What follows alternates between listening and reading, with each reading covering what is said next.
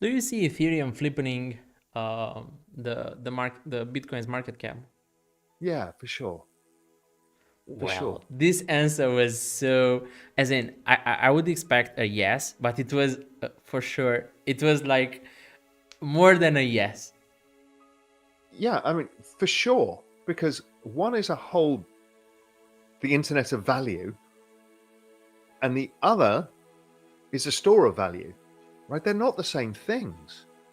The value of all of the mobile phone networks in the world is worth a lot more than gold. But nobody compares them. That's stupid. But people compare these things. Now, if in 10 years' time Bitcoin has smart contracts, has cheap transactions, all of these things that Ethereum offers, then fine, that may change again. I don't think of it necessarily as a permanent flippening. Maybe something else happens. I have a completely open mind. But right now, if you look at the network effects and the speed of growth of the network, Ethereum will outperform. And eventually, it only has to outperform by 2x and it's done. And it's larger. Does that mean that Ethereum's won? No. They're two different things. It's ridiculous. And you're right. I think your hypothesis that we need a broad-based index and sub-indices actually is super useful. I think Hunter Horsley and Bitwise are dead right with what they're doing as well. And we've seen many people benchmark using a bunch of different indices around the world, so there's space for several. So I think that is super useful. I think this fund of funds, they don't really exist. There's like 3, small. So that's another way people allocate them. And the hedge fund business alone is like a whatever $1 trillion industry, $3 trillion industry. And this industry in crypto is about 6 billion. It's like, okay, that's completely wrong. So those vehicles, obviously the ETF with spot would have been a decent vehicle. I mean, there were some in Europe and Canada and elsewhere. I think that helps too. I think understandable wallets that are secure. So I know, somewhere between Fireblocks, Ledger, and a bunch of these people, they will find solutions that are much easier for people to deal with. Then the other part is mass consumer applications, which I think is coming. I think it's social tokens and NFTs, that combination, and embedded with gaming and all of this other stuff. My thought process is everything is going to be tokenized. The interesting process is thinking, what do we not understand now that could be tokenized? Sure, we can put all the securities industry on the blockchain. We can put supply chains on. But what are the other use cases we're not imagining yet? And that was the breakthrough in the internet that came later. And I think NFTs have kind of shown that. Right? This was a uniquely crypto thing that's just happened. This whole Web3 thing is actually quite uniquely crypto. This community-driven idea. So let people run with that. When you see what Seed Club is doing, lots of ground up stuff that Jess is working on there. Really interesting. Jeff Kaufman at Jump, what he's doing with marketing. All from these kind of things, we're going to see really interesting stuff. But it's still early phase. It's kind of like the internet in 1997, which is where it is in adoption terms. And really the big breakthrough came in about 2010. When the network business models of Facebook, I mean, Google was around, but really it pivoted to become the data for everything. All of this stuff really happened around 2010. Yeah, basically Google was the internet. So it wasn't about network effects. It was, you had just Google. That's right. Saw it change on Twitter. It went from Bitcoin versus ETH and all of this stuff, this weird stuff.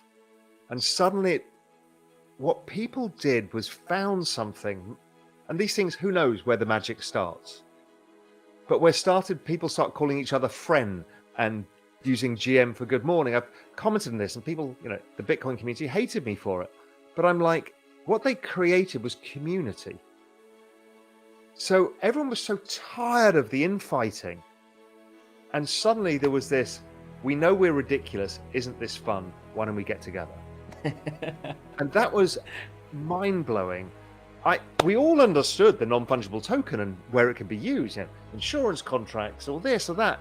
Fine, we get it. We kind of know that real estate will go there and all sorts of stuff.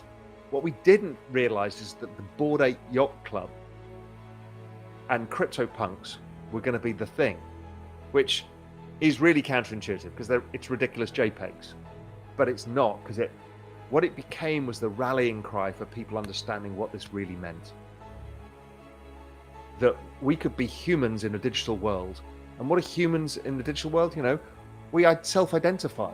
Everything we do, your background, my background, what we wear, how we wear our haircut, the music we listen to, the sports, it's all self-identification. Bored apes. I also understand the art NFTs. I love that. I'm just not a huge collector. I'll probably collect some NFT art, but right now just haven't had time to focus on what would I want to own and how do I want to display it. It's the idea that you can create structures, corporate style structures of a coalescing of individuals in a more distributed nature, which is less hierarchical. So you kind of have direct ownership of the network of that idea, and you can all participate in the voting structure. I think it's going to work for some things and fail spectacularly for others. It's very early to understand how this all works. Being an entrepreneur myself, I think sometimes you need a dogged determination from one or two people, because if you manage by consensus, you end up with blandness. That's what the music industry does, if you think about it, is they manage by consensus, by what gets hits on the radio, they create more of that, then they program it so it becomes almost an AI generating the same thing, and what you do is you lose magic. But to use a DAO like a guild to give a specific problem that needs to be solved and allow people the freedom to solve it of a certain curated group of people, okay, that's interesting. I think if you work under the hypothesis that the space is going up 100x in 10 years, let's say 10, 15 years, whatever the number is, then it almost doesn't matter what price you pay now and how many fail, because some of those are going to be so joking. So is there a lot of capital that's going to get blown up here and wasted? For sure. But that blown up and wasted capital from 2000 led to Google, Facebook, and everything else. And these guys understand that. So I don't think they're wrong. I think there's not enough projects, but what it's creating is more and more projects, which is interesting. So it's creating this ridiculous pace that this industry suffers from right now, that none of us can sleep because there's so much going on. You're looking off your shoulder saying, well, somebody else doing that, somebody else. Oh my God. It's because there's a lot of capital available. And there will be some cycle where a bunch of this stuff blows up, but out of that will become the big winners. I think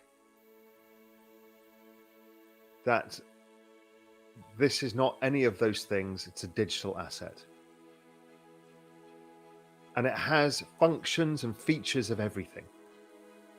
So we just need to walk away from the past and stop framing things or putting those square pegs in the round holes and just saying, okay, this is a digital asset. It's different. Kind of Singapore's doing that. I think the Middle East will do that. I think that will be the prevalent way. Switzerland's done a pretty good job with that too.